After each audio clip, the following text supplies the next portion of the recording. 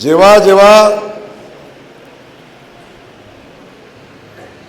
जंगलामध्ये वाघ येतो तेव्हा तेव्हा लांडगे अस्तित्वासाठी कळप करायचा प्रयत्न करतात, कळपाने राहायचा प्रयत्न करतात. परंतु असे किती लांडग्यांचे कळप झाले तरी सुद्धा जंगलचा राजा वाघच असतो, लक्षात ठेवा.